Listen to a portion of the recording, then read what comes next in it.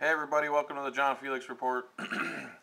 So there's been a bunch of shootings lately, and now the media never blames the pills that the kids are on almost every single time. They never blame the actual gun control law that made the schools and the whatever gun free, so a criminal with a gun knows where people are unarmed and vulnerable to gun attacks. They never blame that. So Joe Scarborough starts reading off this off the teleprompter, and let's just hear the blow by blow here. Let's listen to the play by play, and I'll try to jump in. Today as a nation we grieve, and today we as a people feel helpless. Helpless to stop these random acts of violence that seem to be getting less random by the day. You know, it may be the geographic proximity of Newtown to my hometown, or the fact that my children's ages average those of the 20 young children tragically killed on Friday, or the fact that my second son has Asperger's, or the fact that too many other facts associated with Friday's nightmares strike so close to home. For me, they strike close to home. And if someone enters your home, Joe, how would you protect yourself if it strikes close to home? How would you have stopped that guy? Would you have thrown rocks at him, or would you have thrown your teleprompter at the shooter? How do you stop an attack at your house? just like for you, there is no escaping the horrors visited upon those children and teachers at Sandy Hook. The events that occurred in a short, violent outburst on Friday, December 14th, 2012, were so evil that no words that I know of have yet been invented to sufficiently describe the horror experienced by 20 precious first-grade students, their heroic principal, their anguished parents, or the shocked New England town that will never be the same. There is no way to capture the final moments of these children's short lives, or the loss and the helplessness their parents have to feel today. There's nothing they can do. There's nothing any of us can do to ease the pain this morning, or to cause those children to run back into the loving arms of their family members. There is something we could have done before it happened. How about a security detail on schools? How about lock boxes, and teachers can actually defend themselves if a crazy gunman gets in the school? How about that? How about prevention? It's called prevention, Joe. Christmas season. Soon we are going to be watching the burials of these babies. We will hold their parents up in prayer, and we will hold our own children tighter. This is all BS propaganda for gun. I'm going to skip ahead a little bit because this is going so slow, and he's talking all soft, and you could just tell he's sensationalizing this whole event so that they could come after assault rifles. Assault rifle. You can assault anybody with any rifle or any handgun. Assault is a buzzword created by douchebags like this. But perhaps, just perhaps, now is the time they start obsessing on how to stop the next attack on a movie theater, or in a shopping mall, or on a college campus, or in our children's first grade classes. The battle we now must fight, and the battle we have to win, is for the safety and the sanity of your children and mine. And that is a war at home that we must win. Of course, this is not all about guns. It's not all about violent movies. It's not all about video games. But we can no longer... It's not all about guns, but the only solution they're coming up with is to make it harder for people, law-abiding citizens like you and me, to obtain guns for self-defense. And they keep going after the guns, and they keep going after the guns. They don't go after the pharmacies, remember, or Big Pharma, who puts out these crazy drugs that almost every shooter is on these crazy drugs, psychotropic drugs. Allow the perfect to be the enemy of the good in this case. And we must not excuse total inaction by arguing that no single action can solve the problem that will save our children. You know me. I am a conservative Republican who received the NRA's highest ratings over 4 terms in Congress. I saw this debate over guns as a powerful symbolic struggle between individual rights and government control. And you know what? In the years after Waco and Ruby Ridge, the symbolism of that debate seemed even more powerful to me. But the symbols of that ideological struggle, they've been shattered by the harvest sown from violent, mind-numbing video games and gruesome... Oh, there we go, video games. He's for guns when the government goes and kills all the people at Waco.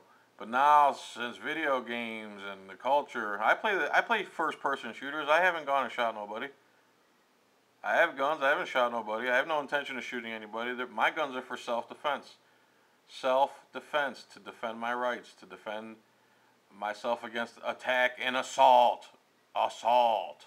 Hollywood movies that dangerously desensitize those who struggle with mental health challenges. And then add in military-styled weapons. Military-styled weapons. Second Amendment, in order to keep a militia, it says the militia. We the people were the militia. We the people were the military. We the people had military weapons for self-defense against tyranny and foreign invasions and insurrection. And high-capacity magazines? High-capacity magazines, oh my God. To that equation? Again, this guy had 30-round clip AR-15. I have the same weapon. He went into a school. Let's say every teacher had a .22 pistol, which is like 10 times less powerful. How would that kid have been able to go in and shoot 20 people? 3 teachers, 1 teacher, 2 teachers with a little .22 pistol could have stopped that kid easily. And tragic. The principal tried to stop the kid with no weapon. So I'm sure she would have had the cojones to grab a little .22 and stop the kid. He can never be too far behind. You know, there's no easy ideological way forward. If it were only that simple as to blame Hollywood or the NRA. Dude, the way this guy's talking is so irritating. He is totally reading off a script. He's got that soft voice and, oh, it makes me want to hack. Or insufficient funding for mental health, then our task could be completed in no... Hey, Joe, maybe everyone's kids are getting Asperger's and autism because of the 100 vaccines they make your kids take nowadays. Why aren't you talking about that? Why aren't you talking about Obama dropping bombs on wedding parties and killed over 175 children so far? How come you ain't talking about that? And then he goes on TV and cries about the kids here when he's doing the exact same thing. How come you're not... How come that hypocrisy isn't on your teleprompter? Time. But I come to you this morning with a heavy heart and no easy answers. Still, I've spent the past few days grasping for solutions and struggling for answers, while daring to question my own long-held belief on these subjects. I've always taken a libertarian's approach to Hollywood's First Amendment rights and gun collectors' Second Amendment rights, and I stood by those libertarian beliefs after Columbine, after Aurora, and after Arizona. Those young men who slaughtered innocents were crazy after all, and they would have found another way to kill their victims. Wow, he said something right there. If their guns of choice were not available. But last Friday, a chilling thought crossed my mind as I saw the Times Square ticker over ABC spit out news of yet another tragic shooting in yet another tortured town by yet another twisted son of that community. How could I know that within seconds of reading that scrolling headline that the shooter would be an isolated middle-class white male who spent his days on his computer playing violent video games? How did I know that it was far more likely that he had a mental condition than a rational motive?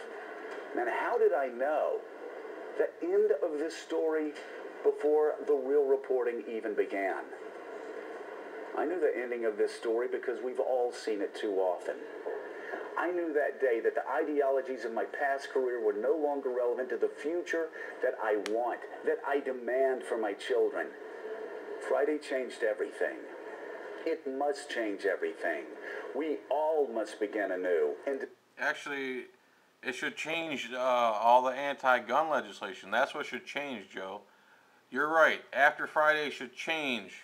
Now schools should have security. And if they see someone coming with a gun, they take them down right there and then before he can kill any children. That's change, Joe. That's change. Instead of making gun-free zones, you make gun freedom zones where they're all the zones in America will be, no one's going to attack them because they're going to be protected. How about making schools gun freedom zones where the teachers are allowed to defend their lives and the lives of their students? How about putting a security detail? How about budgeting in a three-man security team, or however many you need, or a guy on the roof so he can watch? Or how about some CCTV so you can see if someone's coming in? I mean, hello. How much do Department of the school board members, how much do they make? Some of them make over 150 grand. Take 50 grand and put some security in the school, Monday through Friday. Anyone suspicious comes looking up, you intercept them outside. Are you joking me? Demand that Washington's old way of doing business is no longer acceptable. Entertainment moguls don't. You're right, it's not acceptable. The gun control laws are getting people killed. It's not acceptable. Have an absolute right to glorify murder while spreading mayhem in young minds across America. And our Bill of Rights does not guarantee gun manufacturers the absolute right to sell military-styled. Military-styled. How moronic is that? That's another new buzzword they made up. Military-styled. So if I took my AR-15 and it wasn't black anymore and I put it made wood grain, would it be less scary and military style for you? Because other rifles shoot the same caliber bullet. What you're saying right now is propaganda, and you know it. High caliber, semi-automatic. High caliber. 223 is not even near the highest caliber. Most hunting rifles are way more, twice as powerful as a 223. Combat assault rifles. Combat assault rifles. Again, that's more propaganda. Combat assault rifles. That kid wasn't in combat. He was in murder mode. I'm not in combat. I'm in self-defense mode. It's not combat, and I'm not assaulting anybody. And if I was, I could do it with any type of gun, Joe. You're doing propaganda right now. With high-capacity magazines to whoever the hell they... High-capacity magazines. So again, if I want to defend my life and I want to have 30 rounds, I'm not allowed because Joe doesn't believe I should be able to defend myself with high-capacity magazines. They want. It is time for Congress to put children before deadly dogmas. It's time for politicians to start focusing more on protecting our schoolyards. Yeah, protecting our schoolyards. The Sandhook Elementary sure could have used a sniper on the roof or a security team with 9mm, 2 guys, 3 guys, intercept that kid and take him down before he could kill anybody. That's what politicians need to do, is repeal the laws that are taking away freedom to defend people's lives. Putting together their next fundraiser. It's time for Washington to stop trying to win endless wars overseas while we're losing the war at home. Yeah, he just did that creepy lip-biting thing, too. Ugh. We've already given up too much ground across America. We've already ceded too many schoolyards, too many shopping malls, too many movie theaters, and too many... All right, so this guy's a moron. We need at least the principal of school to be armed. If not, have a small security team there. They can budget in a 2-guy, 3-guy security team, and they can intercept wackos like that. Movie theaters, obviously people, they like to target movie theaters, and movie theaters put up stickers that you shouldn't bring guns in, which again, you're making the whole place vulnerable to an attack. Let people defend their lives. If the movie theater shooter, if there was some 10 guys in there with a handgun, they could have took him out before he escaped and killed anybody else. Anyway, more guns, less crime. It's a proven fact. Look at the stats. The highest gun control laws have the worst crime. New York, D.C. More gun laws, more crime. More guns, less crime. All right, thanks for watching the John Felix Report. I'll catch you later. Bye.